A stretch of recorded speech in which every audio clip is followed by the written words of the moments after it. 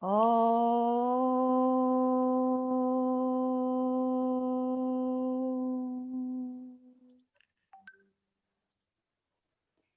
Sairam. Pertama-tama saya ucapkan selamat datang dan terima kasih Profesor Suresh Gowin. Om Sairam, Prof. Sairam. Terlihat bahagia sekali, Prof, dan siap berbagi kebahagiaan. Sairam, ya. Bapak Ibu semuanya yang baru bergabung, saya ucapkan selamat datang. Terima kasih banyak. Ya, sesi pertama, Sairam. Sesi kita minggu lalu penuh ya, 190-an orang. Sekarang kita masih 77, tidak apa-apa. Nanti kita akan menjadi duta-duta kebahagiaan ya. Sekali lagi saya ucapkan terima kasih. Tanpa menunda waktu, saya persilakan terlebih dahulu Profesor Suresh Gowin, Om Ji Sairam. Sairam. Terima kasih. Dengan limpah kurnia Bhagawan Baba, kita sekali lagi jumpa di dalam Sairama, di dalam sesi Happiness Union with God. Kali ini kita lihat bagaimanakah kita boleh menghayati kebahagiaan dengan ajaran Bhagawan Swami, dengan ajaran Swami. Minggu lepas kita telah pun buat breakup room, tapi saya nak tanya sebelum kita mula, daripada minggu lepas hingga hari ini, adakah sesiapa yang telah gunakan ajaran ini untuk meningkatkan kebahagiaan dalam satu minggu ini? Adakah mereka rasa happy sekali dalam satu minggu ini? Adakah mereka bolehkah mereka share tentang happiness satu minggu ini? Adakah lebih happy? Ya. Silakan Om Sairam, Bapak Ibu silakan. Jadi minggu lalu kita sudah diskusi lebih intensif tentang kebahagiaan. Nah, boleh Bro Sadi share kembali hasil diskusi kita minggu lalu supaya ingat kembali. Kemudian saya mohon seperti yang diminta oleh Prof. Suresh, para bakta berkenan berbagi pengalaman selama seminggu ini setelah kita membahas tentang poin kebahagiaan, bagaimana kita menghayati kebahagiaan dalam kehidupan kita selama seminggu ini, Sairam.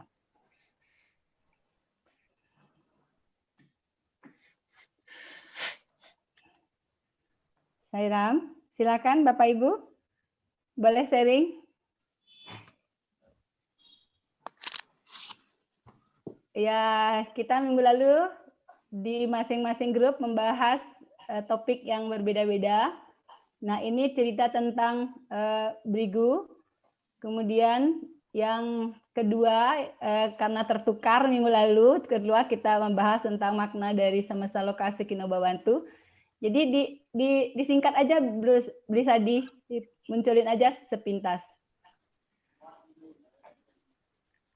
Nah, kebetulan grup 2 kemarin membahas topik 5, Sairam, mengingatkan kembali. Sambil melihat layar, Bapak Ibu boleh sharing pengalamannya tentang bagaimana, apakah lebih menghayati kebahagiaan, lebih berbahagia, lebih berbagi banyak kebahagiaan, atau bagaimana? Silakan. Om Sairam. Om Sairam. Om Sairam, Ibu Metriasi, silakan Ibu. Om Sairam, terima kasih atas waktunya. Tiang kepingin sharing sedikit ini mengenai dengan kebahagiaan. Ya, Sairam, silakan Bu. Sairam, selama ini yang saya lakukan untuk membahagiakan diri sendiri dulu, biar bisa membahagiakan keluarga dekat, suami, anak. Terus saya baru bangun pagi itu selalu melakukan terima kasih kepada Bhagawan, bersyukur, terima kasih saya sehat, bisa bangun pagi. Dan begitu saya habis melakukan mandi itu saya suprabatam, terus saya memiliki me time itu untuk kebahagiaan diri sendiri. Ya, sekitar 20 menit, 30 menit saya me time dengan tanaman, ya menyiram dengan begitu dengan banyak cara.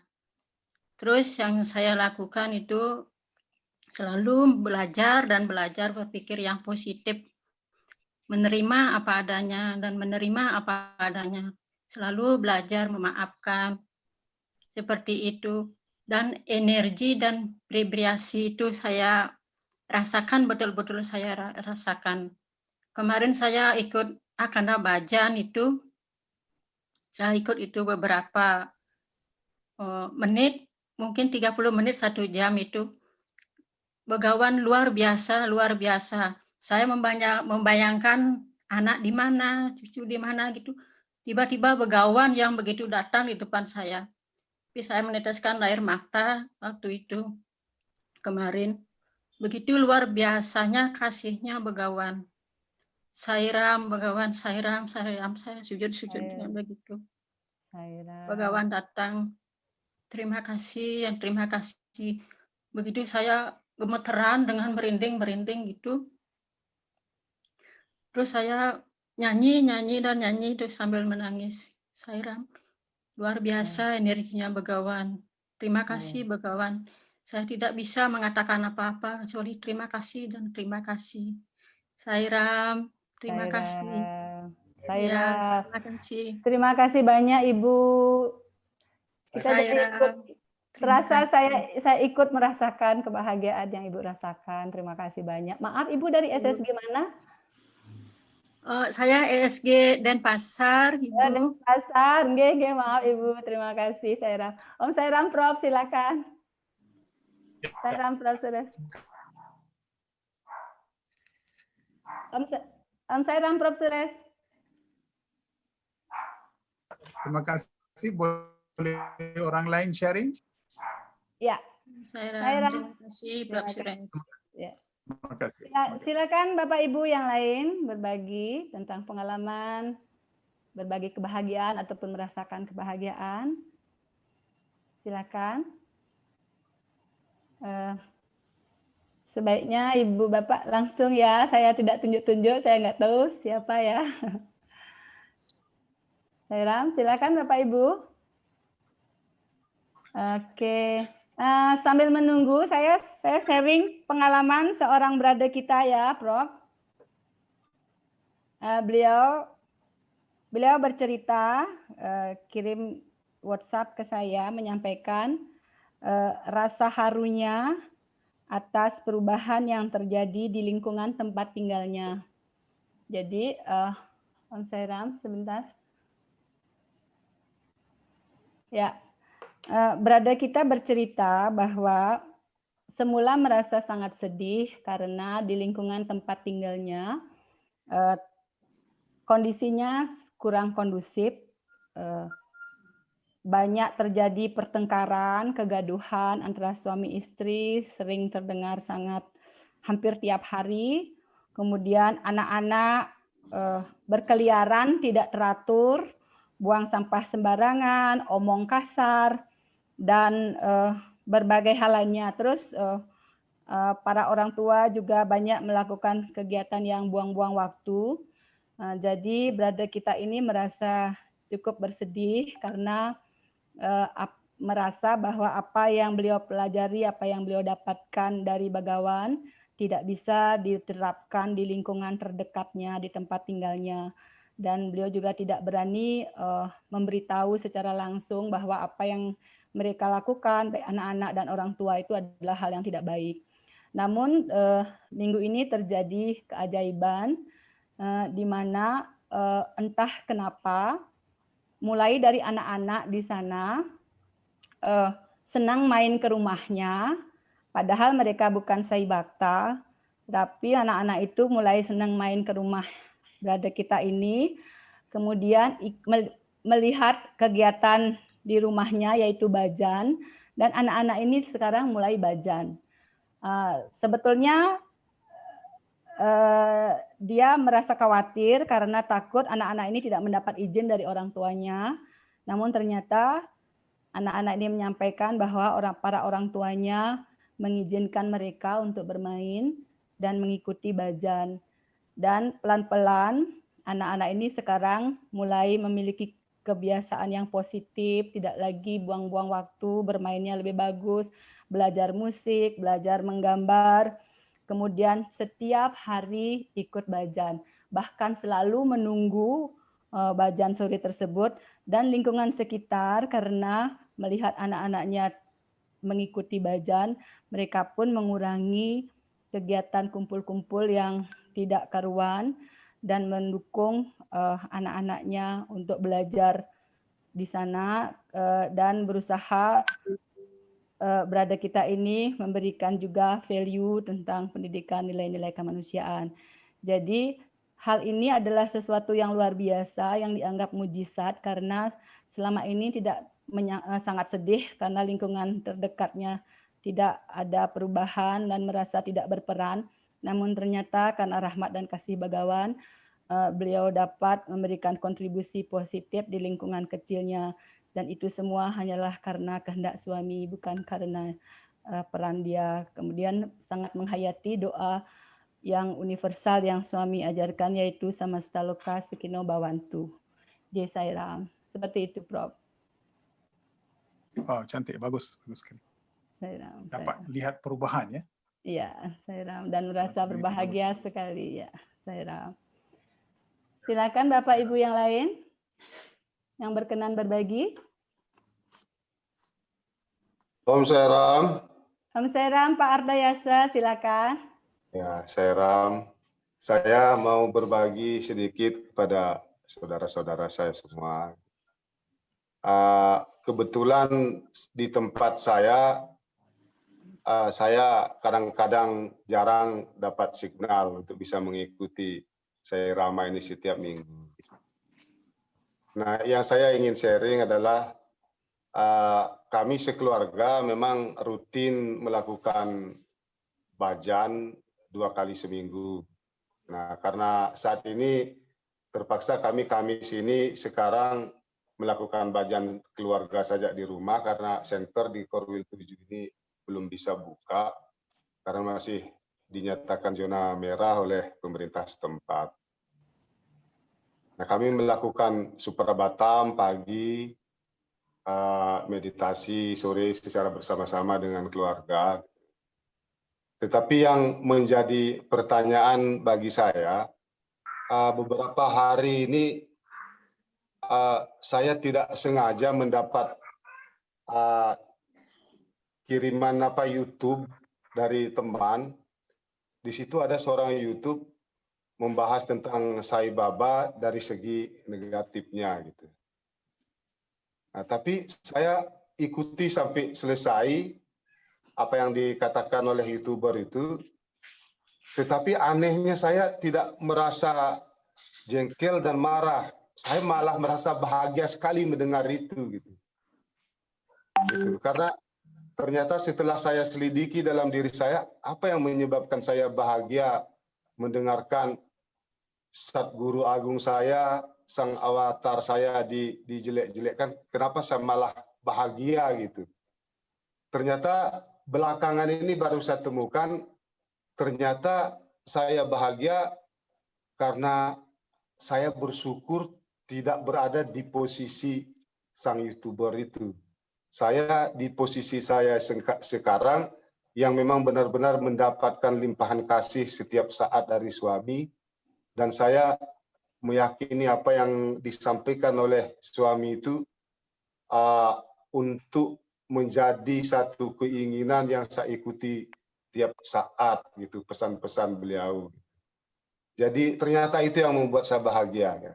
Karena saya bandingkan pada 20 tahun yang lalu, kalau ada yang menjelekkan Sai Baba, saya marah gitu. Ternyata sekarang kok beda gitu. Itu yang kadang-kadang saya merasa aneh gitu dengan diri saya gitu. Itu yang bisa saya sharing gitu. Ada kebahagiaan selama ini di keluarga kami karena kami benar-benar ingin mengikuti apa yang dipesankan oleh suami. Sairam, terima kasih. Sairam Bapak, terima kasih banyak, luar biasa sekali ini. Sairam Prof. Ya, Sairam. Begitu baik sekali sebab ini menunjukkan bahawa kebahagiaan ini kita mempertingkatkan setinggi-tinggi sehingga kan ada juga orang cakap sesuatu pun tidak ada apa-apa perasaan. Ini menunjukkan bahawa kita sudah berubah, kesedaran kita sudah berubah. Inilah tanda-tanda menunjukkan bahawa kita di dalam spiritual ini kita sudah dapat sesuatu penjelasan yang begitu baik sekali sehingga kan dia dapat bawa kita ke satu tahap keyakinan yang lebih tinggi. So jadi kita ucap tahniah sajalah, tahniah saja. Kerana sudah capai sesuatu tahap. Ya, Saira. Always content, Saira. Ya. Jadi kalau kita ada berapa lagi presentation yang kita belum buat lagi? Iya, Prof, ada 2 grup yang belum sharing minggu lalu, tetapi itu ada salah koordinasi. Jadi topik 2 tidak terbahas. Jadi sekarang 2 grup ini membahas grup 4 dan grup 5 masih belum sharing. Tetapi materi grup 5 itu adalah sama dengan grup 2 kemarin. Nggak apa-apa ya Prof ya, tetap sharing ya. Ya. Jadi siapa-siapa yang belum lagi kita dengar. Ya, oke, Blisadi Sairam dari grup 4 minggu lalu. Sairam, Odek, apa suaranya terdengar? Terdengar, Blisadi, silakan. Iya. Om Sairam, boleh jeda sebentar. Om Sairam, Bapak Ibu yang baru bergabung, kita belum masuk ke bab 2 dari pembahasan kita, masih melanjutkan sesi kita minggu lalu yang belum sempat kita bahas. Jadi mohon maklum kepada Bapak Ibu semuanya, Om Sairam. Terima kasih. Silakan Blisadi. Om Sairam, para bakta terkasih, terima kasih atas kesempatannya. Saya mohon izin untuk membacakan resume dari diskusi di grup 4. Pertanyaannya sebenarnya adalah seperti ini. Bagaimana caranya agar kita bisa selalu berada dalam kebahagiaan sejati? Itu pertanyaan pertamanya. Kemudian yang kedua, apakah yang dimaksud dengan reaksi, refleksi, dan gema? Berikan contoh dalam kehidupan sehari-hari. Oh ya, Mode, apakah topik diskusinya perlu dibacakan ulang, Mode? Mungkin baca biar terbayang oleh para peserta. Oh iya, baik-baik. Ya. Oke, terima kasih. Saya bacakan yang didiskusikan di grup 4. Yang pertama adalah kebahagiaan sejati adalah yang berhubungan dengan Atma. Engkau tidak perlu takut pada kesulitan, mereka hanya awan yang berlalu. Jangan goyah, ikuti kata hati yang mantap dan tak tergoyahkan. Kesatuan antara kepala, hati, dan tangan sangat penting bagi manusia. Satya Sai Speak, volume 31. Selanjutnya adalah kebahagiaan yang kita nikmati di dunia luar hanyalah reaksi, refleksi, dan gema kebahagiaan di dalam. Sangat sedikit yang memahami kebenaran ini. Kesenangan yang dialami seseorang hari ini adalah tiruan dan bersifat sementara. Hanya kebahagiaan yang muncul dari hati yang permanen. Satya Sai Speak, volume 38. Pertanyaannya saya ulang. Pertama, bagaimana caranya agar kita bisa selalu berada dalam kebahagiaan sejati?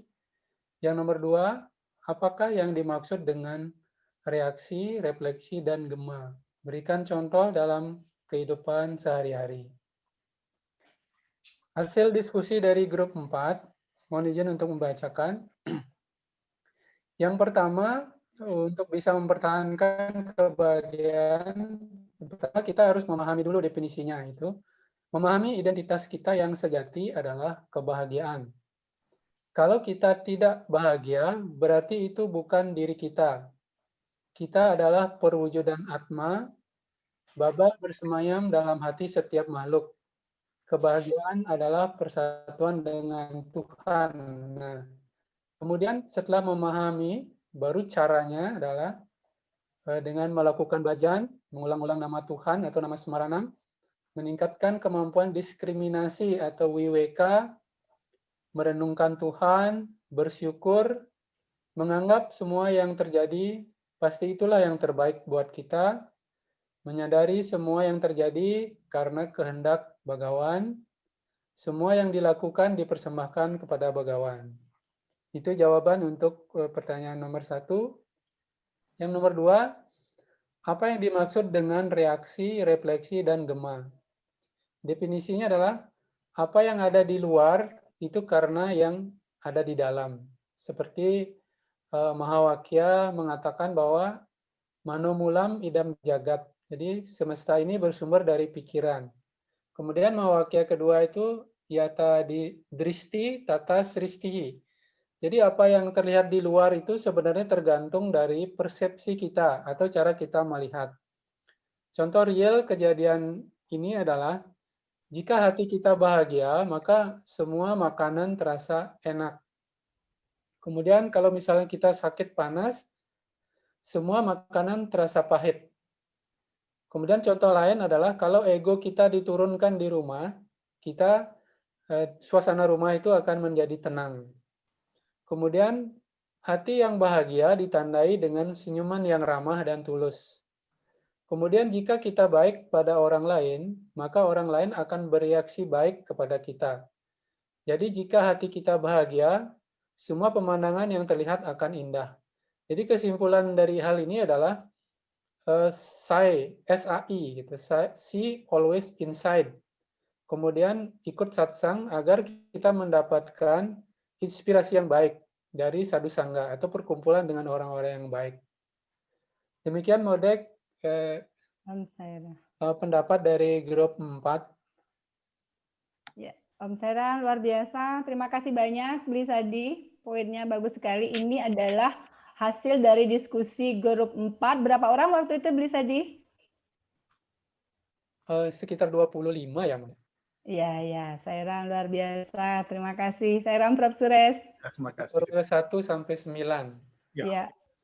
Jadi sungguh baik sekali, especially example yang kita dapat untuk buat hari-hari itu bagus sekali, kerana itu yang penting sebab sudah faham falsafah itu, tapi kalau kita tidak mempraktikannya dalam harian maka kita tidak akan dapat menikmati apa artinya. Jadi yata trishti tata srishti artinya apa yang ada di dalam itulah akan direflect kepada luar. Jadi sebenarnya apabila kita nampak sesuatu keadaan yang tidak baik ataupun tidak betul dan kita di dalam kesusahan, kita harus lihat balik apakah yata drishti kita. Kerana drishti kita, kalau kita persepsi kita, kalau kita pandang di luar dunia dengan mata yang murni, dengan hati yang murni, maka dunia di luar pun akan reflect balik kepada kita macam itu juga. Jadi di dalam segala apa-apa yang kita lihat, di dalam semua interaksi kita dengan perhubungan dan sebagainya, apa-apa yang kita mahu, kalau kita hendak dapat menikmati pengalaman yang baik sekali, maka kita harus tumpu perhatian kepada reflection, dan resound. Ataupun lihat balik kepada dalam hati kita, adakah adakah kita merasa kemurnian itu. So selalu kalau kita lihat kegagalan di dalam dunia ini ataupun di dalam kehidupan kita ataupun apa-apa yang tidak betul, selalu kita dalam kesusahan, lihat balik kepada yata trishti tata srishti. Lihat balik formula ini. Ini merupakan Bhagawan sudah bagi kita formula. Mungkin ada sesuatu yang kita buat, mungkin cara yang kita buat itulah yang menghasilkan pengalaman yang tidak baik. So lihat balik kepada persepsi, cara bagaimana kita lihat di dunia ini haruslah dengan mata yang murni, dengan hati yang murni. Dengan ini kita boleh dapat menikmati dengan lebih baik sekali. Jadi kita selalu pagi-pagi kita bangun, kita harus rasa bahagia. Hari itu saya tanya pada student saya, kita buat kelas dalam online kelas. So saya tanya dia, sesi itu dalam bidang lain tapi saya tanya saja, pagi-pagi bila you bangun, adakah you bangun dengan fikiran yang baik, perasaan yang baik, dan adakah you rasa macam segar dan fresh and happy? Dia orang semua cakap, saya pun hairan. Semua orang cakap, tidak, saya tidak bangun macam itu. So saya tanya, apa pasal you tidak bangun macam itu? Dia cakap, saya tak tahu mengapa saya harus menjadi happy. Dia cakap macam tu. So saya pun hairan. So, apa pasal? Yalah, satu hari saya bangun pun ada kelas juga, daripada pagi sampai malam pun ada kelas. So, kita duduk di rumah, online kelas. So, banyak alasan dia bagi, dan kemudian salah satu sebab yang saya sudah kenal pasti ialah cara dia orang tidur. Kadang-kadang mereka tidur pukul 2 pagi, 3 pagi, bangun pukul 7, tidur tak cakap, tidur tak lena, tidur tak dalam. So, jadi banyak hal mengenai tidur itu memberikan persepsi kepada satu persepsi yang salah. Jadi dia punya yata drishti, tata srishti, apa yang mereka srishtikan di luar tidak betul sebab persepsi sudah tidak betul kerana mereka tidak dapat tidur dengan baik. So daripada itu saya bagi tahu bahawa satu minggu tumpu perhatian kepada tidur sahaja. Cara bagaimana tidur, pukul berapa you harus tidur dan sebagainya. Selepas satu minggu saya tanya balik apa sudah jadi. Mereka bagi tahu pada saya bahawa minggu ini oleh kerana mereka dapat menumpu perhatian kepada cara bagaimana mereka tidur dan mereka tidur awal pukul 10:30, 11 dan sebagainya, mereka rasa lebih segar dan mereka lebih happy. Itu saja. Jadi untuk ubah sedikit sahaja tapi kesan itu begitu banyak sekali.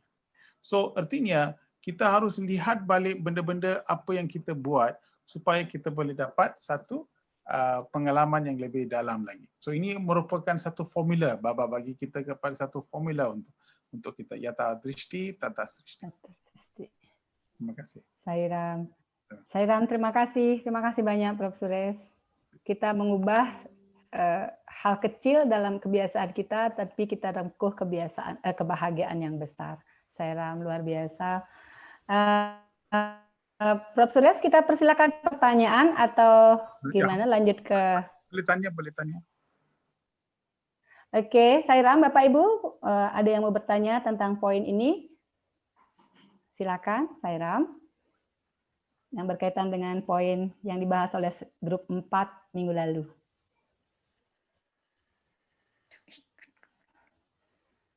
Sairam.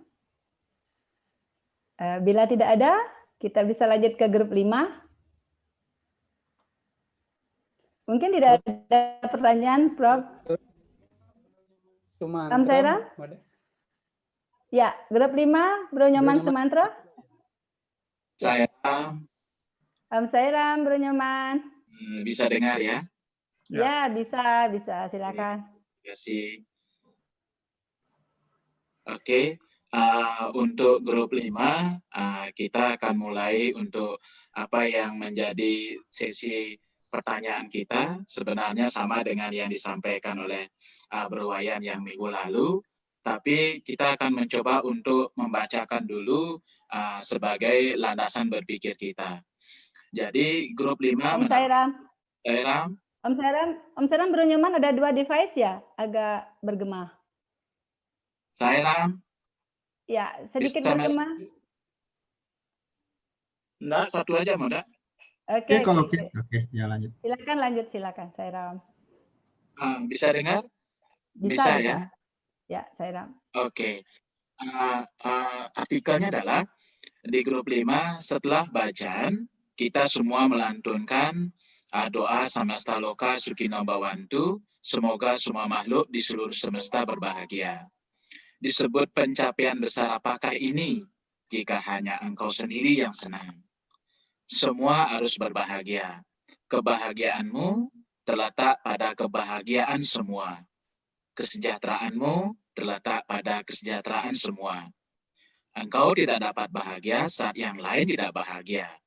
Karena itu, berdoalah untuk kesejahteraan semua, termasuk makhluk kecil dan serangga. Inilah arti sebenarnya dari kesatuan. Hanya hati yang menginginkan kesejahteraan semua yang dikasihi oleh Tuhan. Berbahagialah, berbahagialah. Buat orang lain bahagia, semua akan senang, Tuhan akan berbahagia. Nah, itu adalah artikel yang kita diskusikan dan lanjut kita pada pertanyaan pertama. Memang waktu diskusi kita kekurangan waktu dan kita banyak fokus di pertanyaan yang pertama. Kita mulai pertanyaan yang pertama adalah bagaimana caranya agar kita bisa membuat orang lain berbahagia? Itu pertanyaan yang pertama. Jadi gimana caranya membuat orang lain berbahagia? Dan ada beberapa jawaban yang indah sekali yang disampaikan oleh para peserta. Yang pertama, agar orang lain berbahagia adalah kita harus menginstal kebahagiaan dalam diri kita. Jadi kalau kita bisa merasakan kebahagiaan dan bisa memiliki kebahagiaan dalam diri, baru kita bisa membuat orang lain bahagia. Bagaimana caranya? Slide-nya di saya belum muncul. Slide yang hasil diskusi belum nyaman. Bisa dibantu? Ya. Oke, sudah. Jadi, Sairam, terima kasih. Jadi install kebahagiaan dalam diri, baru bisa orang lain bahagia. Bagaimana caranya menginstal kebahagiaan dalam diri?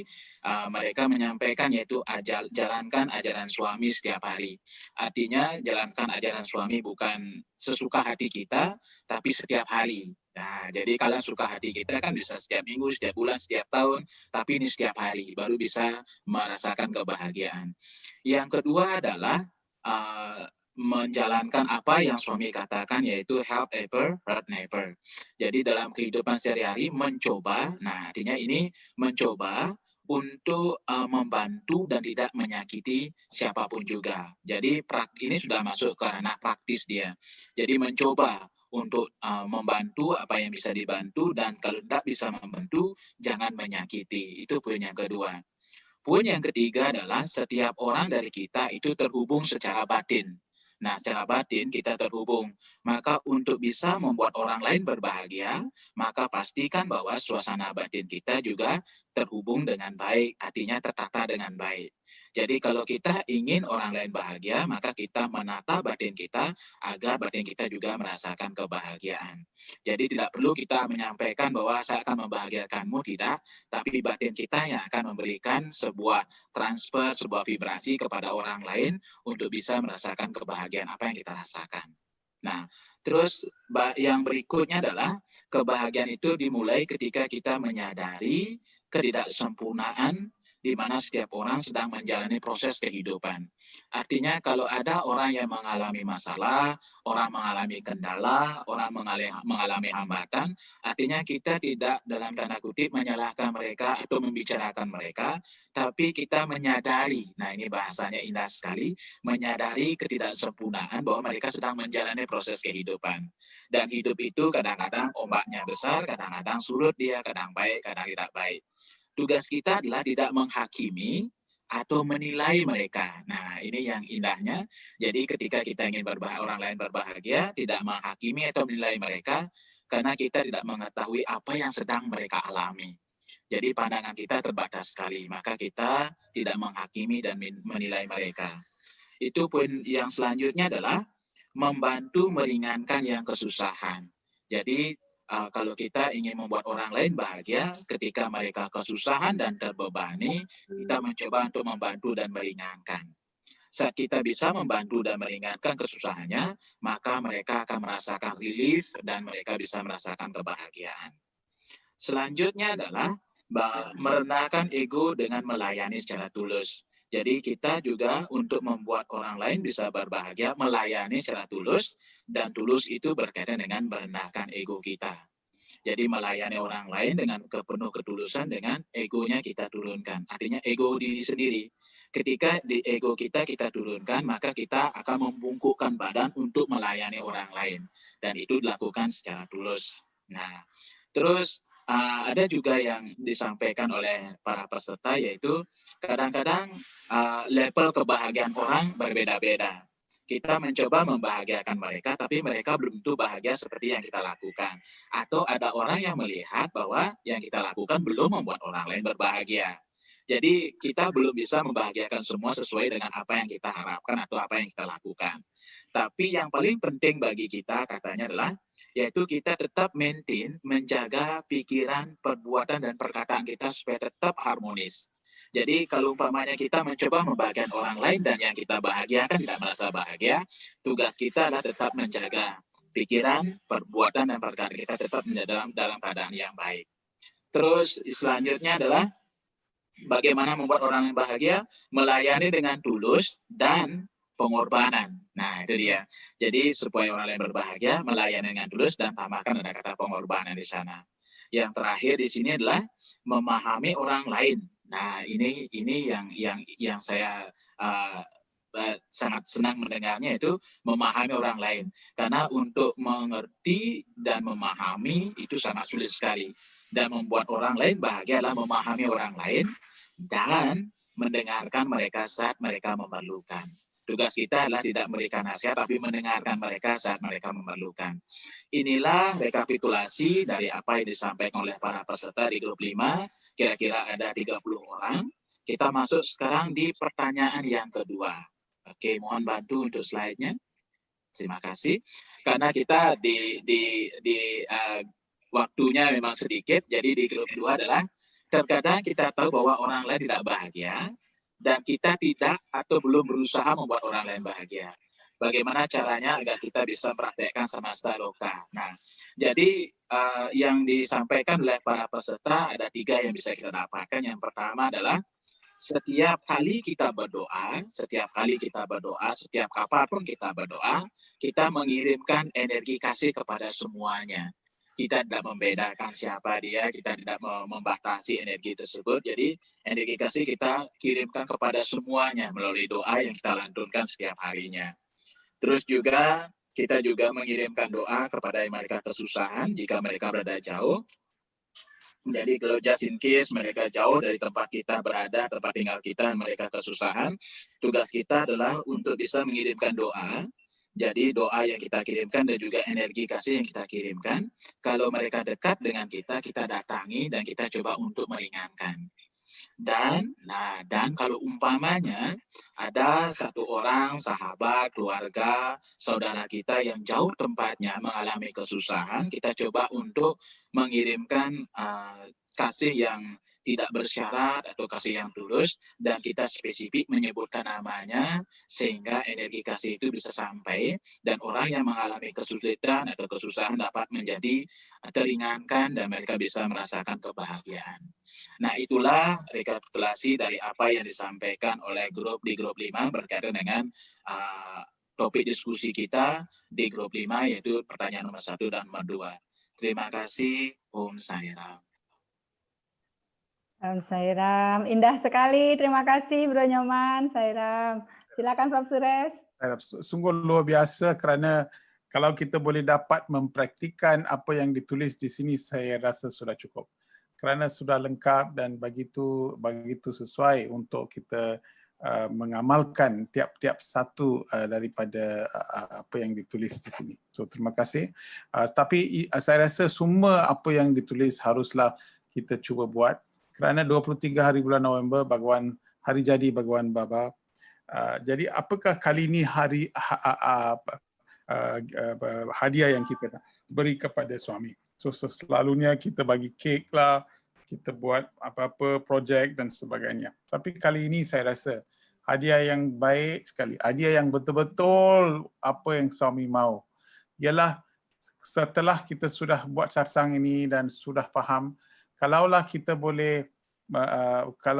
buat satu resolusi daripada hari ini, kita dapat selalu di dalam segala keadaan, di dalam segala situasi dengan siapa pun, kita selalu dalam keadaan bahagia.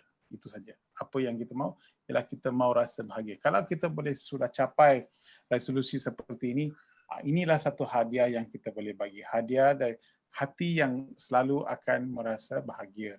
Hati yang selalu boleh dapat anggap bahawa suami bersama dengan kita. Inilah pikiran yang begitu baik sekali, dan pada hari 23 bila suami hari jadi Baba, hari jadi suami. So terima kasih kerana sharing dengan begitu baik sekali.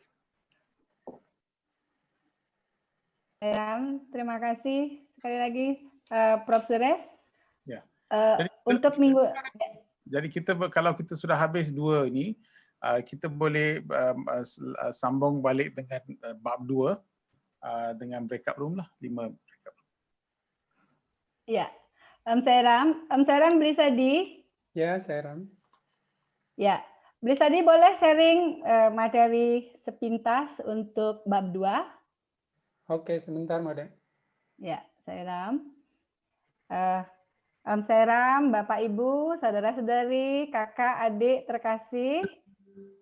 Selanjutnya kita akan memasuki pembahasan bab 2 dari buku panduan Happiness is Union with God. Jadi guidebooknya, study guide-nya sudah dibagikan melalui WhatsApp group. Sangat senang bila Bapak Ibu sudah sempat membaca, namun kalau belum pun tidak apa-apa. Jadi malam ini kita akan bahas lebih intensif dari materi bab 2 tersebut. Blisadi boleh ditampilkan sepintas. Bapak Ibu semuanya. Mode, yang ya. di Prof. Sures apa bukan ya? Yang dari Prof. Sures, yang itu. Sorry. Yang dari Prof. Sures, ya. Yang materi Indonesia Bahagia 2.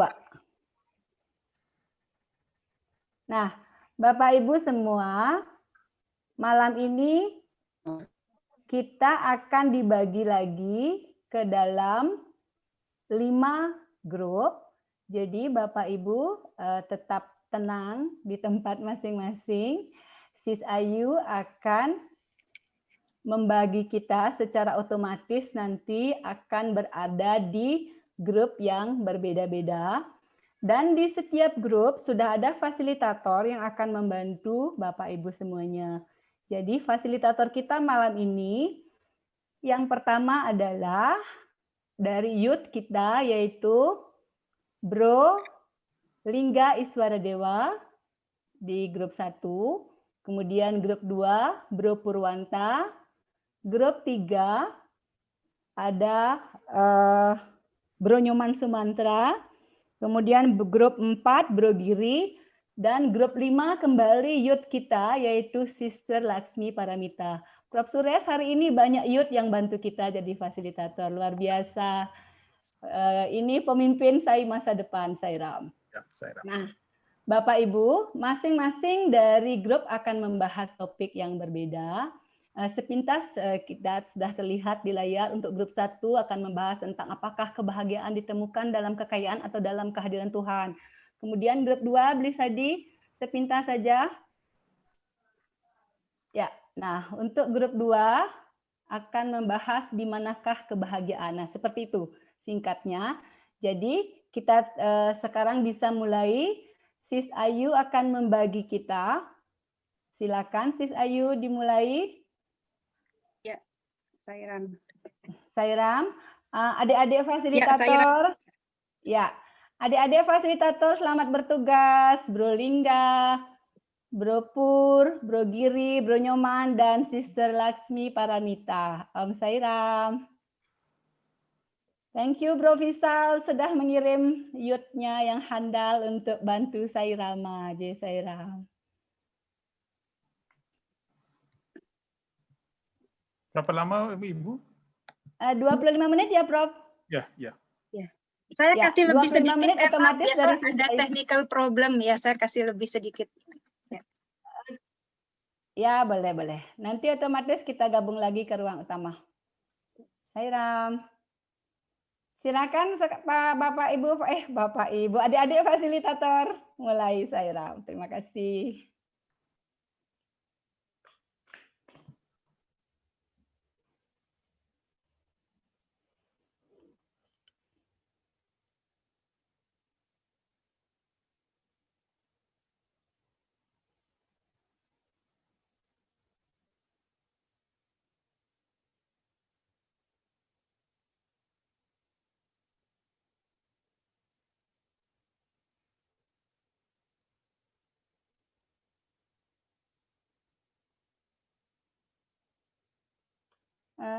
Sairam Sis Ayu, Pak Made Arjana, Pak Made Arjana sama Ganesha Putra masih ada di ruang utama.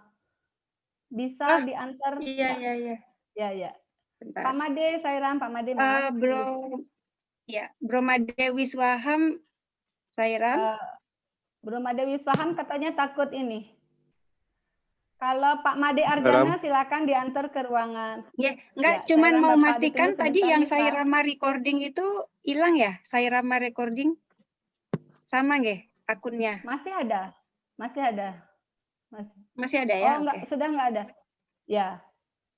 Ganesha Putra tolong dibawa ke ruang ke grup. Nggih. Ya. Bro Megan. Oke. Tadi Pak Made Wiswaham special request ya? Iya, karena yang recording. Oke. Kalau gitu Ya, ini Ganesha Putra ya. ya. Pindahin dulu. Ya. Terima kasih Sis Ayu. Iya, sama-sama. Sairam.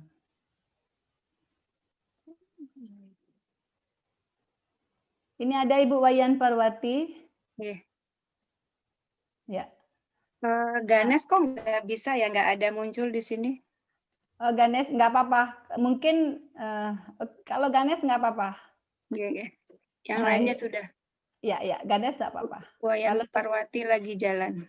Iya. Oke, terima kasih, Sairam. Iya, Ganesnya kok nggak muncul ya? Nggak apa-apa. Ponakan Mbok Dek itu. Iya. Ya, ini ada Ibu Widyasih ke room Iya aja. Bu Wayan Parwati masih. Ya. Mbok Dek masuk ruangan ya. Boleh, ya? Mbok Dek. Oke, terima kasih Sairam.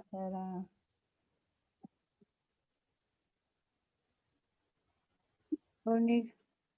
Dan Sairam Bro Ganes bisa sebenarnya. Ya, sudah ada di room 1 sebenarnya, tapi kayaknya masih ada masalah koneksi. Ya, nggak apa-apa, Sairam. Tapi yang coba pindah.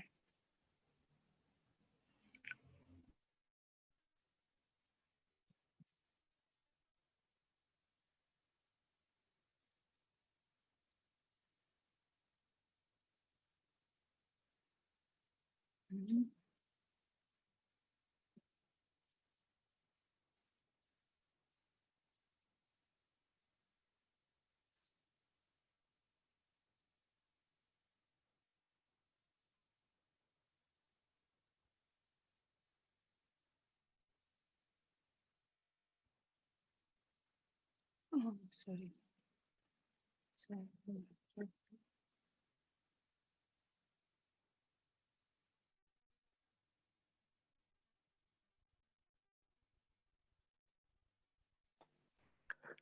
Sairam, Sis.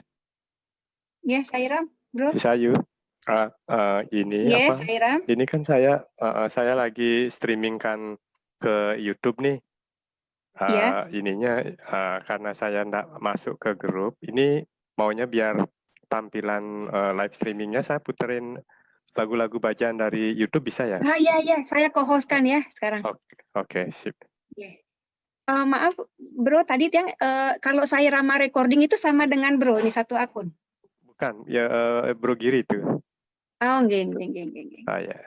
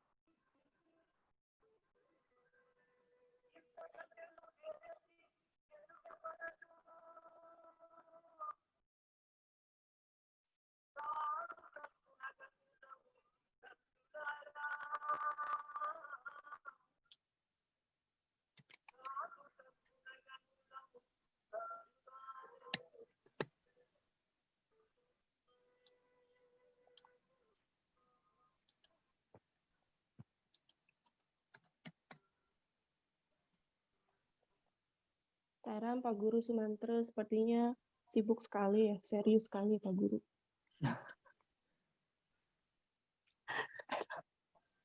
Salam Dia Laksmi, saya Deka. Makasih ya, terima kasih. Sama-sama. Ini tertarik sekali melihat wajah seriusnya Pak Guru Nyoman Sumantra dari tadi. Iya. Pak Guru sekali. Lihat contekan itu. Ram, ini sudah room utama kah? Sudah. Udah sampai. Udah sampai. Jadi dalam hitungan detik udah sampai.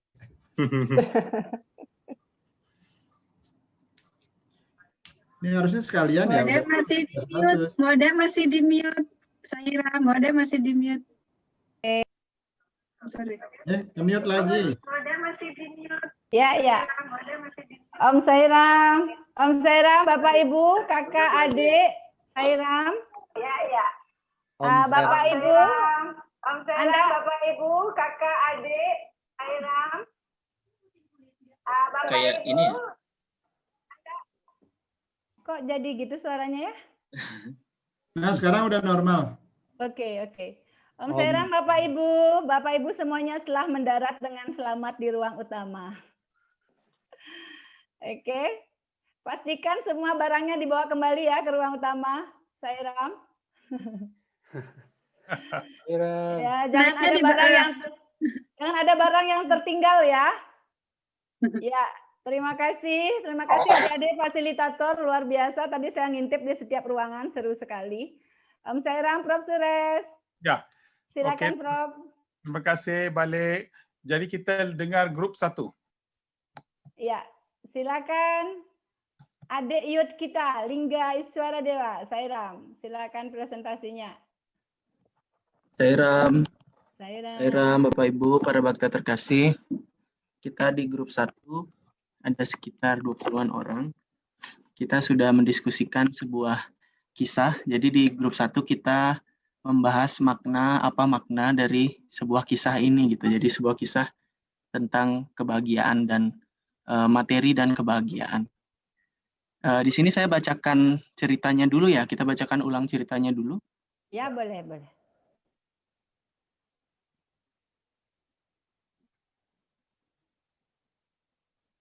Sairam, Lingga.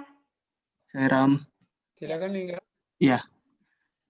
Terima kasih, Bro Sadi. Di sini izinkan saya membacakan dengan cepat. Tiaga Raja sedang mencari Sri Rama kemana-mana.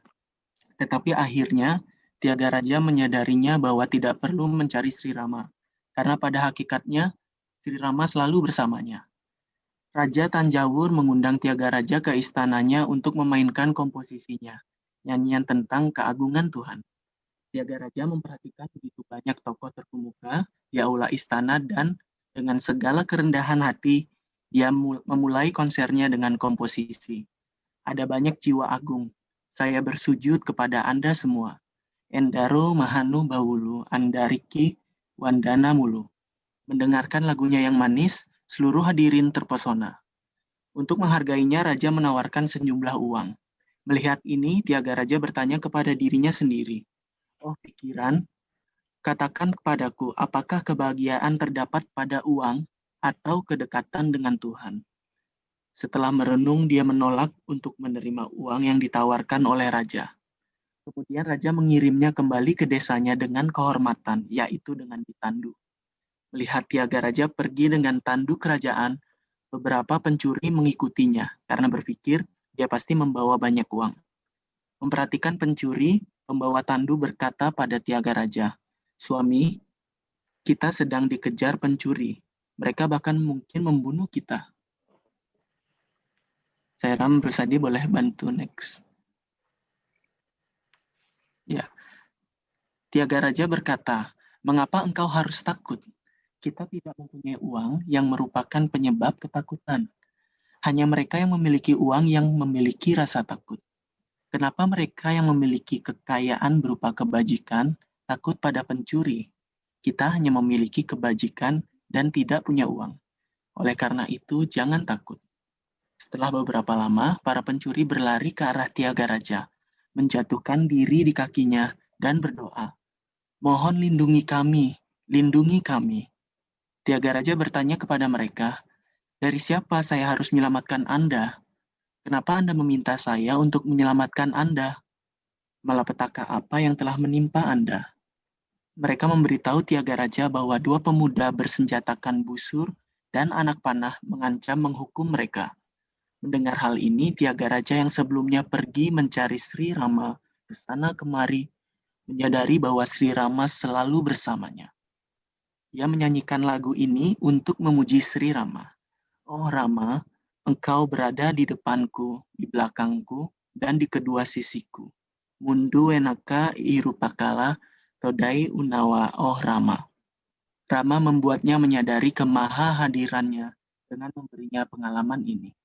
Dari Satya Sai Speaks, volume 29, chapter 27, Juli 1996. Demikian ceritanya, sekilas ceritanya. Dan selanjutnya, izinkan saya membacakan hasil diskusi dari grup 1. Yang pertama, nomor 1 adalah kebahagiaan bukan diukur dari materi. Jadi kita bisa melihat dari kisah tadi, Tiaga Raja dia lebih memilih dengan perenungannya, dengan segala perenungannya, ia tidak mengambil uang yang diberikan oleh sang raja, tapi dia fokus pada kedekatannya dengan Tuhan. Nomor 2, kebahagiaan diperoleh dengan menyirami hati kita yang kering dengan cinta kasih. Selanjutnya, memaafkan dan tidak membenci. Jadi kepada siapapun dia, apakah dia teman kita, musuh kita, bahkan penjahat sekalipun, selalu memaafkan dan tidak membencinya. Selanjutnya, nomor 4, kebahagiaan sejati ada di dalam diri. Jangan mencari di luar. Yang perlu kita lakukan adalah menyadarinya, membuka hati kita kepada suami. Seperti di kisah tadi, Tiaga Raja yang sebelumnya selalu mencari Sri Rama ke sana dan kemari, pada akhirnya menyadari bahwa Sri Rama selalu bersamanya, selalu ada di dalam dirinya, melindunginya di saat penjahat tadi berusaha menjahatinya pun, ia pada akhirnya lari kepada Tiaga Raja dan memohon perlindungannya, karena Sri Ram selalu ada di sana. Poin selanjutnya, nomor 5, lagu yang indah begitu menyentuh hati para pendengarnya. Tujuannya bukan uang, tapi membahagiakan orang lain. Dan juga materi justru membuat kita takut. Jadi dengan membawa uang yang banyak, seperti kita tahu tadi, para pencuri, penjahat justru mengikuti kita dan membuat pikiran kita kemana-mana gitu. Mungkin pun tidak ada pencuri, tidak ada penjahat, tapi pikiran kita pun pasti tidak begitu tenang gitu. Tapi dengan kita fokus dengan kedekatan dengan Tuhan, kita pun akan lebih bisa selalu tenang. Dan inline dengan poin selanjutnya, kebahagiaan akan kita rasakan ketika pernah mengalami kesusahan. Nomor 7, memiliki sifat rendah hati dan juga ketulusan. Sebagaimana Tiaga Raja saat menyanyikan lagu-lagu kidung-kidung yang indah tersebut, ia menyanyikannya dengan tulus tanpa memikirkan hadiahnya atau rewardnya. Yang ia pikirkan, dia tulus menyanyikannya untuk mendapatkan kasih dan kedekatan kepada Tuhan itu sendiri. Dan nomor 8, kebahagiaan itu bila memiliki kekayaan kebajikan. Dan terakhir, nomor 9, kebahagiaan adalah jika kita bisa selalu selaras antara pikiran, perkataan, dan perbuatan atau Trikarana Sudi. Om Sri Sai Ram, begitu hasil diskusi kami. Mudah-mudahan berkenan. Om Sri Sai Ram. Om Sai Ram. Om Sai Ram, terima kasih banyak Lingga, luar biasa. Sai Ram, Prof. Suresh. Begitu dalam sekali, begitu banyak persepsi yang telah pun diberi oleh Bapak tadi. Jadi kita lihat balik benda ni, yang penting sekali kita lihat Tiaga Raja cari sini, cari sana. Tapi dia sudah akhirnya dia katakan bahawa Tuhan bukan saja diri dalam, bukan saja di luar, bukan saja di sini, bukan saja di sisi, tapi di segala tempat pun ada Tuhan. Jadi untuk mendapat union with God, iaitu happiness is union with God. Inilah akhirnya. Jadi ini cerita memberikan kita satu gambaran bagaimana kita selalu boleh berdamping dengan berdekat dengan Tuhan. Satu cerita yang datang pada saat ini ialah Rama Kata Rasa Wahini, mana si Rama, Baba sendiri bagi tahu bahawa si Rama pergi ke hutan, Lakshmana Sita ikut Sri Rama, dan Lakshmana pun cakap saya akan ikut. Masa itu Urmila isteri pada Lakshmana. Lakshmana cakap, okey, tak apa, you pun ikut saya. Jadi kita empat pergi. Urmila cakap, kalau saya datang, dia cakap tumpuan perhatian mungkin kepada saya.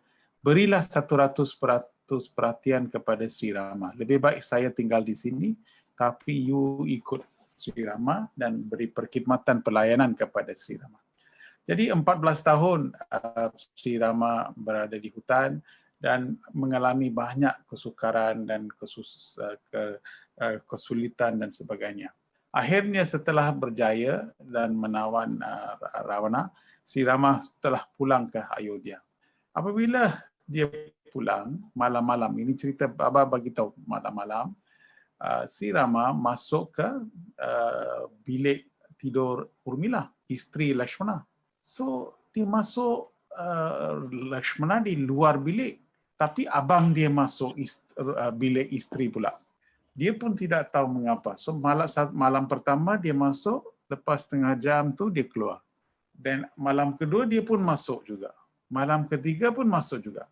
Jadi Lakshmana pun tidak tahu bagaimana, mengapa dia masuk ke bilik isteri saya. Apa kerja dia ada di sana. Masa itu pun isteri sudah tidur. Jadi satu hari, apabila hari keempat, Lakshmana tanya, abang mengapa abang masuk? Dan Rama bagi tahu, saya masuk ke bilik you sebab masa itu isteri you tidur. Apa yang saya buat ialah masa dia tidur, saya sembah kepada Urmila dan saya sedang jalan mengelilingi katil itu, dan sembah kepada dia 3 kali mengelilingi. Dia cakap, mengapa you buat demikian? Sebab you 14 tahun you bersama dengan saya.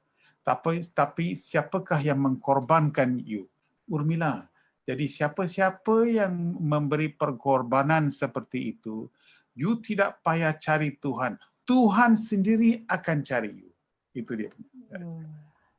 Jadi Sri Rama pergi buat jalan mengelilingi katil Urmila kerana dia beri sembah, dia beri perhormatan, dia beri begitu banyak kasih sayang kepada Urmila kerana dia korban.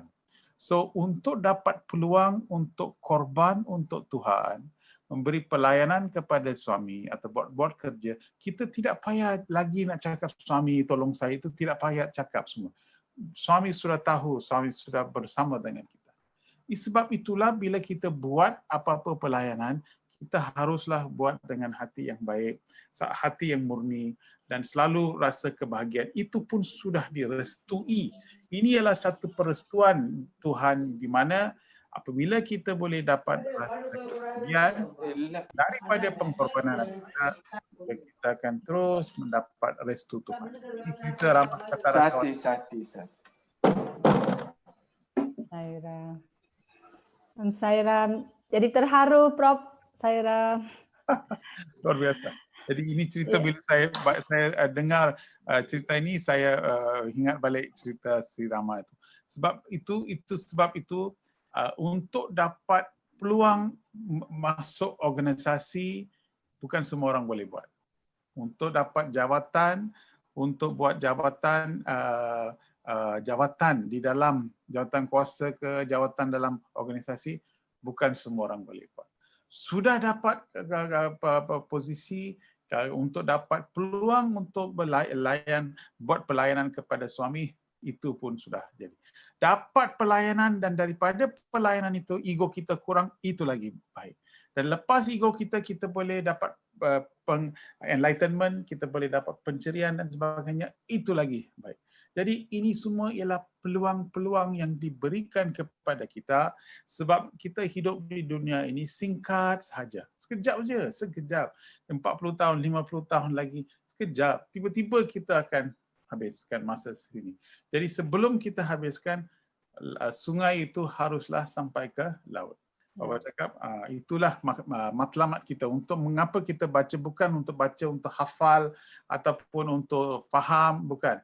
Untuk menjadikan, untuk betul-betul menghayati kebahagiaan. Ini saya bukan cakap untuk motivasi ke, untuk cakap, betul-betul esok pagi bila kita bangun, kita mesti rasa, oh satu lagi hari Tuhan bagi kita peluang untuk hidup. Satu lagi hari Baba bagi kita untuk hidup, untuk memberikan perkhidmatan kepada orang lain dan sebagainya. Haruslah kita fikir ini adalah satu lagi prasadam kepada kita untuk menghayati kebahagiaan. Inilah perasaan yang kita harus bangun dengan semangat ini. Tapi kita bangun, ayo satu hari lagi mau hidup apa akan terjadi, saya kena masuk dapur, kena masak, ayo anak pergi ke sekolah, ayo suami, ayo apa. Okey, kalau kita sudah fikir macam itu, artinya itu kita tidak ada penghormatan kepada hari yang diberi kepada kita. Itu. Jadi tiap-tiap hari bila bangun saja, oh terima kasih Tuhan. Kita bangun, cara suami cakap, jangan bangun lepas matahari. Sebelum matahari terbit pun kita harus bangun cakap good morning kepada matahari. Jangan tunggu sampai matahari cakap good morning kepada kita.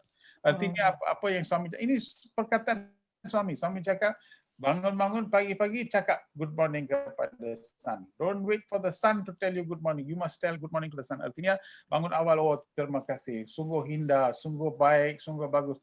Jadi kita menghayati segala keindahan yang diberikan kepada kita. Jadi masa itu macam Tiaga Raja, kita pun boleh rasa bahawa oh ini satu peluang lagi, baik lagi. Kita boleh dengar bila kita jalan pagi, kita boleh dengar bunyi burung. Kita boleh dengar, jadi kita boleh dengar bunyi-bunyi nature yang begitu baik sekali. Ini merupakan music Tuhan, music creation. Inilah bagaimana kita harus memulakan hari kita. Ya, Saira, kita sungguh beruntung diberi kesempatan untuk masuk dalam organisasi saya. Dan suami mengatakan ketika kita kenal suami, maka kita sudah tidak akan sama lagi dengan kita yang dulu. Ya, harus berubah. Sebab kita sudah tahu siapa berapa lama lagi. Okey, kita di organisasi ini berapa tahun? 80 tahun, 40 tahun, 30 tahun. Sudah banyak lama. Kita sudah. Jadi berapa lama kita mau tinggal di kelas 1? Oh, mengapa you tak pergi ke kelas 2? Tak ada. Kelas 1 cukuplah. Kita senang mau baca, jadi senang di sini. Jadi kita tepuk tangan, bajan itu. Jadi kita di dalam satu tahap, kita tidak mau sedar, kita tidak mau baca, kita tidak mau tahu, kita tidak mau ingin, jadi kita kalau kita tidak ada keinginan seperti ini, maka nyanah tidak akan bertumbuh di dalam kita. Jadi Bapak cakap dalam nyanah ini, uninterrupted inquiry, artinya kita haruslah bukan just tanya, kita harus tanya sampai kita faham itu ilmu. Sudah faham itu ilmu, kita sudah jadi ilmu, bukan faham. Kita mesti jadi ilmu itu. Itulah yang kita mau cari. Jadi untuk mencapai itu, minggu-minggu kita kena periksa diri, kita kena membetulkan supaya akhirnya pada hari jadi kita mau bagi buat apa Baba, you semua ada semua. Apa yang saya harus bagi pada suami. Jadi apa yang saya mau bagi pada suami ialah hati saya. Hati ini tidak ada tidak ada musuh, tidak mau fikir pasal negatif. Saya mau bagi saya hadiah ini, simpan untuk hari jadi, untuk bagi hadiah itu sebagai hadiah. Itu sebab semangat seperti itulah yang akan memberikan suami satu perasaan yang gembira dan bangga. Itulah hadiah kita. Hadiah Sairama. Iya, Sairam. Ini semua peserta Sairama siap mempersembahkan hadiah terindah. Ya. Ya. Om Sairam, Bapak Ibu, sepertinya kita bisa buka pertanyaan bila ada yang ingin bertanya dengan topik ini. Karena Prof. Suresh mengingatkan kita berkali-kali bahwa bukan kita penting menghabiskan buku atau bab yang mau kita bahas, tapi biarlah buku yang menghabiskan kita. Bukan kita yang habis baca buku kemudian selesai lewat saja. Jadi kalau ada yang ingin bertanya Bapak Ibu atau memberikan komentar, sharing, dipersilakan, Sairam.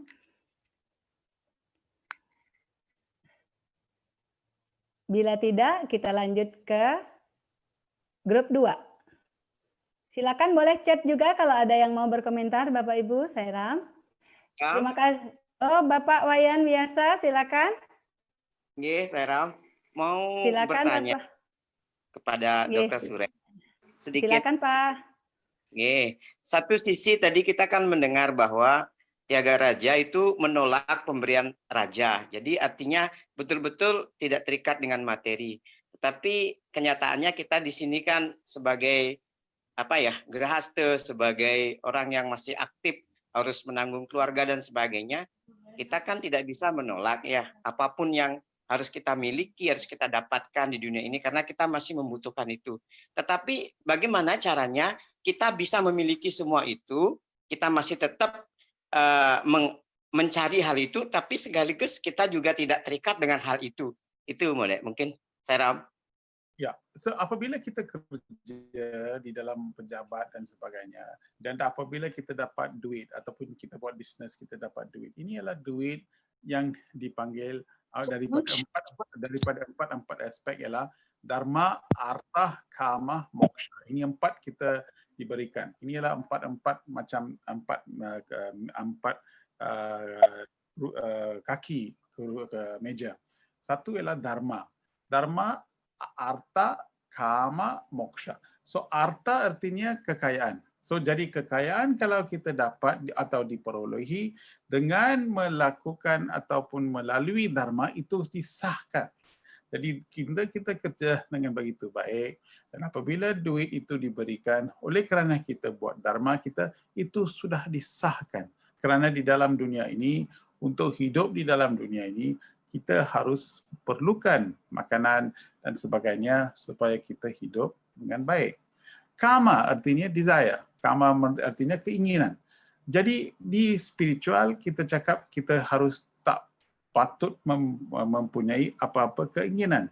Tapi apa yang dikatakan oleh Vedas ialah kalau keinginan hanya kepada satu sahaja iaitu moksha, maka ini akan memberikan kita keamanan dan kedamaian.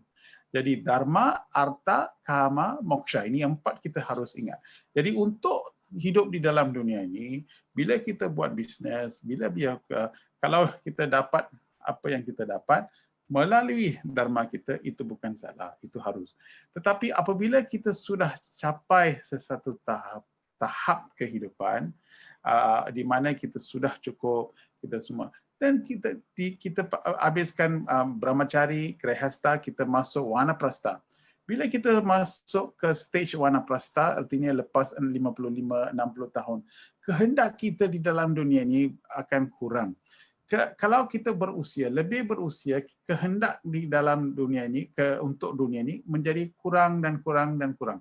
Jadi dulu kita makan banyak, kita makan sedikit sahaja. Kalau kita hidup dengan sebegitu banyak, sekarang kita tidak patut hidup dengan begitu banyak sekali. Jadi kemauan kita sudah kurang. Jadi apabila kita buat macam itu, maka kita mulalah menjadi yogi. Baru kita pergi daripada wanaprastha ke sannyasam. Sannyasam artinya semua mungkin kita ada tetapi kita tidak ada attachment kepada apa-apa yang kita ada. Jadi ini adalah proses-proses untuk hidup di dalam kehidupan. Tyagaraja sudah capai satu tahap di mana dia rasa sudah penuh. Tahap dia sudah capai.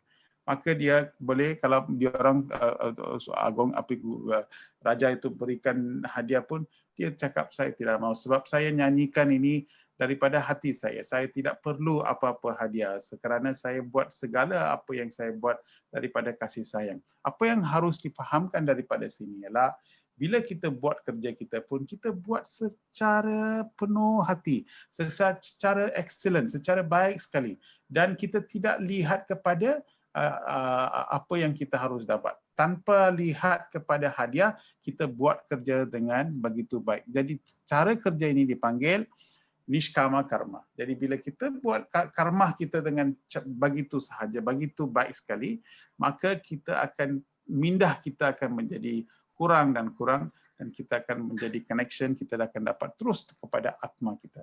Kalau kita sudah dapat atma kita, maka keharmonian kita lebih baik, kebahagiaan kita lebih baik. Inilah proses dia. Tapi apa yang akan berlaku ataupun selalu berlaku ialah apabila satu jawatan sudah masuk, kita duduk atas kerusi dan kita naik-naik, tiba-tiba kita terharu kepada dunia, maka kita sudah tumpu perhatian kepada dunia dan bukan kepada Tuhan, dan ego, ahamkara dan semua ini akan menjadi lebih baik, lebih besar, dan dengan ini kita akan meningkatkan lagi attachment kita. Jadi kita lebih marah, kita ini dan itu dan sebagainya, maka kita sudah masuk ke dalam kurung kita dan sudah masuk penjara kita. So cara bagaimana nak buka penjara kita ialah ikut kepada cara bagaimana Tyagaraja buat. Maka buat segala kerja kita dengan begitu baik sekali. Terima ke tak terima ke, itu bukan hal kita. Dapat ke tak dapat ke, itu bukan hal kita. Tapi kita kerja sahaja, dan dengan buat dharma kita, kita boleh dapat apa-apa yang diberi pun itu sudah disahkan sebagai halal. Itu dia. Ya. Wah, Sairam, terima kasih Prof. Sairam, Pak Wayan, saya yakin sudah menjawab dengan sangat jelas, nggih? Sudah jelas, Sairam. Nggih, terima kasih Pak Wayan. Sairam, Prof. Sures, boleh kita bahas satu grup lagi? Boleh, oke, boleh. Kena bahaskan satu lagi. Sairam? Ya. Sairam Bropur dari grup 2, silakan.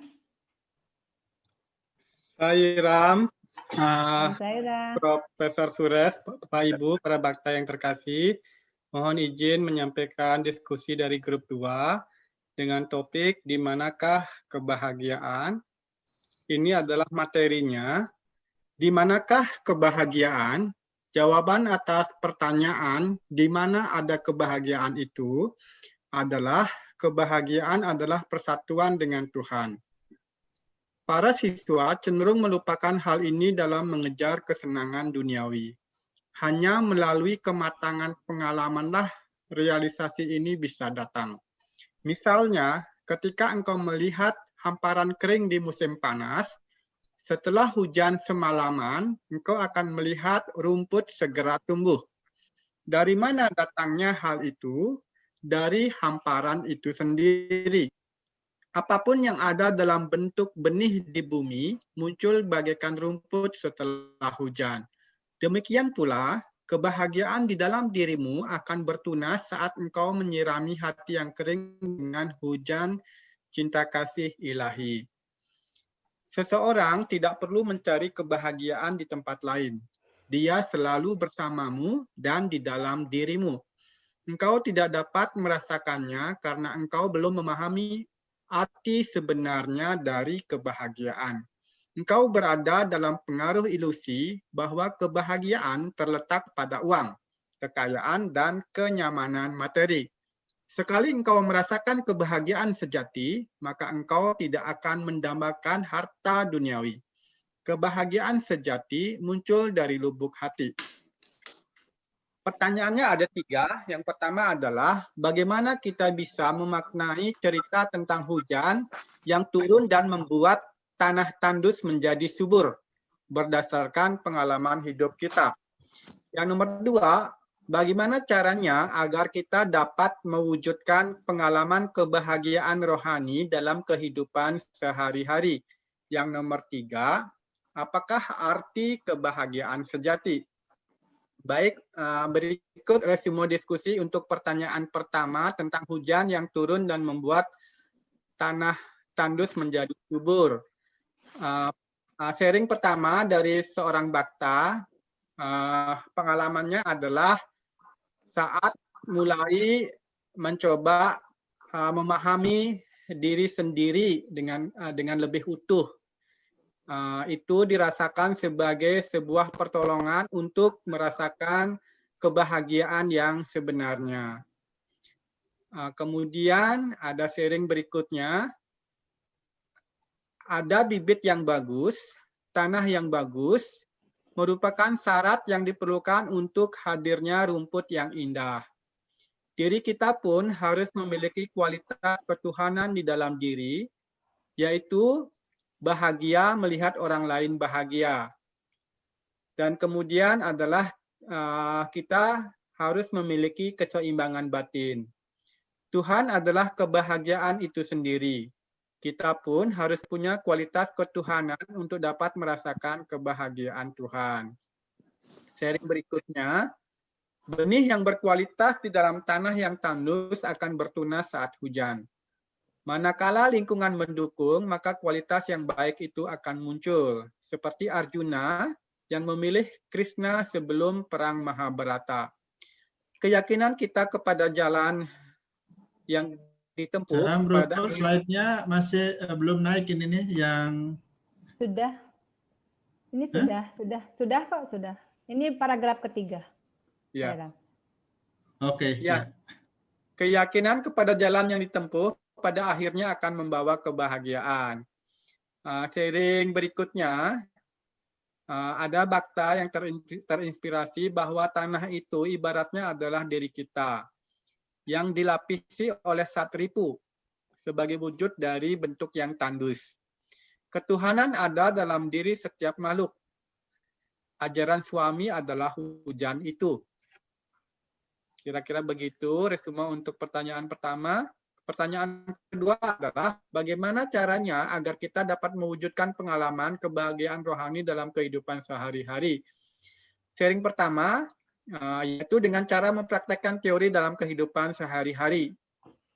Yang kedua adalah memiliki pikiran, perkataan, dan perbuatan yang baik sepanjang hari. Dalam keadaan buruk tidak mungkin kita bahagia. Perumpamaannya seperti ini, jika kita ingin tubuh kita wangi bunga mawar, maka kita harus berada dekat-dekat dengan bunga mawar. Jangan berharap tubuh kita wangi mawar, tetapi kita berada dekat-dekat dengan bau busuk. Mungkin tambahannya kita pun harus memiliki pergaulan yang baik untuk menjadi baik, kira-kira ada kaitannya ke situ juga. Berikutnya adalah kebahagiaan kita tergantung bagaimana reaksi kita terhadap keadaan luar. Dengan merubah diri, melihat apakah ini baik atau untuk diri kita, itu akan membantu kita merasakan kebahagiaan. Praktekkan pancapilar dan 9 pedoman perilaku. Kemudian ada brother kita sharing tentang cerita tukang sepatu yang miskin. Seorang kaya melihat tukang sepatu yang selalu bersiul bahagia. Dia heran dengan bagaimana tukang sepatu yang miskin itu bisa selalu bahagia. Tetapi penasihatnya kemudian memberitahu bahwa ia bisa membuat tukang sepatu itu tidak bahagia. Caranya adalah ia lalu menaruh tas berisi uang 99 keping uang emas, bukan 100 ya, di rumah tukang sepatu itu. Ketika tukang sepatu itu menemukan 99 keping uang emas itu, ia heran, di mana 1 keping uang emas lagi. Jadi kemudian pikirannya sibuk mencari 1 uang keping emas yang tidak ada, bukannya mensyukuri 99 keping uang emas yang dia terima. Intinya dari cerita ini adalah kita harus senantiasa bersyukur atas apa yang kita punya. Ini adalah kunci kebahagiaan.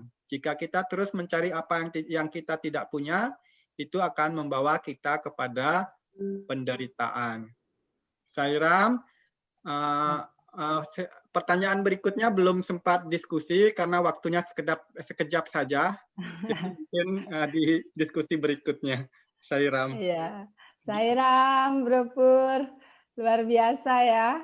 Ya, begitu dalam dan begitu baik sekali, secara keseluruhan dapat gambaran yang begitu baik. Yang penting sekali kita kena lihat analogi yang bagawan bagikan ialah bahawa tanah tandus bila hujan datang mungkin benih itu akan bertumbuh. Jadi apakah yang sebenarnya benih itu yang harus kita keluarkan apabila hujan itu turun? Hujan itu boleh diibaratkan sebagai apa yang ditulis oleh apa yang tadi ditulis, mungkin sebagai ajaran Bhagawan Baba, ajaran suami. Bila kita dengar, bila kita baca, jadi itu turun ke tanah tandus itu. Dan tiba-tiba daripada dalam tu kita boleh dapat ingat balik. Mengapakah kita tidak ingat balik? Sebab sekarang kita sudah lupa. Sebenarnya kita Atma. Saya bukan Suresh sebenarnya, saya sebenarnya Atma. Tapi saya sudah lupa saya Atma. Saya sudah fikir bahawa saya profesor, saya universiti, saya Suresh, saya ini itu. Jadi semua benda-benda yang dunia ini bagi pada saya identiti seperti itu. Ialah memberikan kita bahawa saya sebenarnya ialah itu.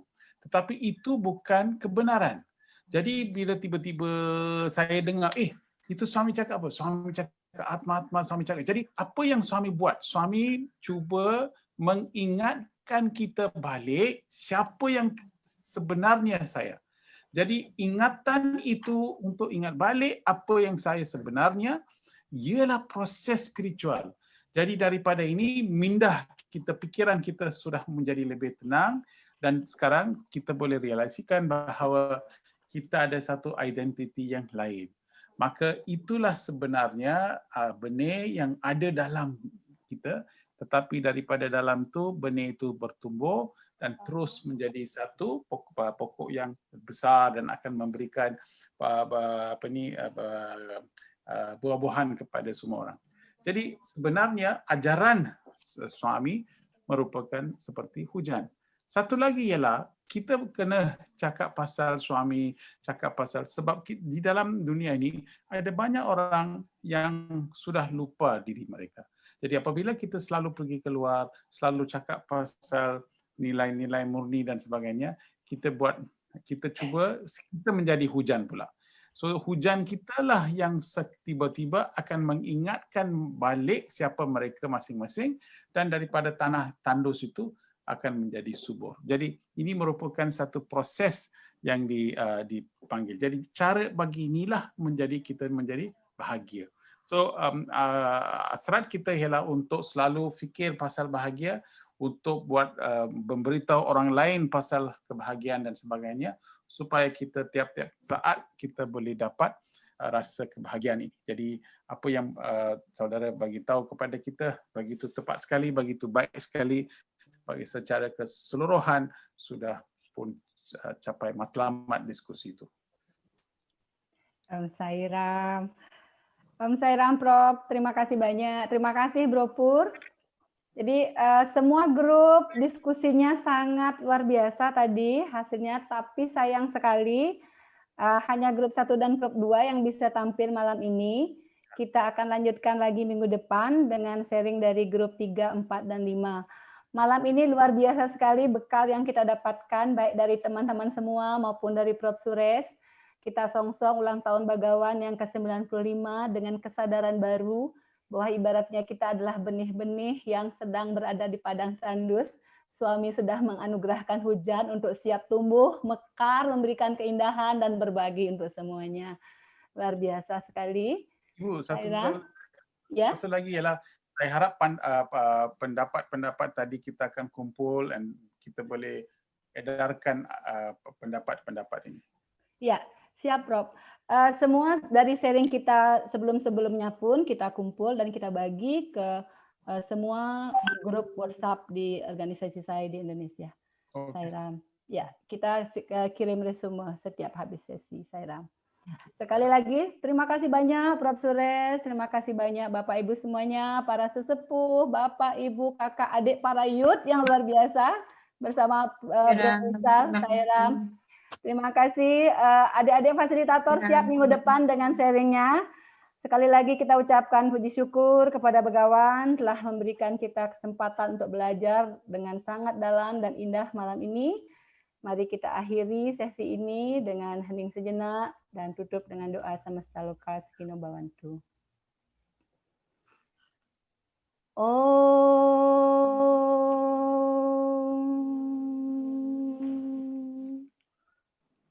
Samasta Loka Sukino Bhavantu. Samasta Loka Sukino Bhavantu. Samasta Loka Sukino Bhavantu. Om Shanti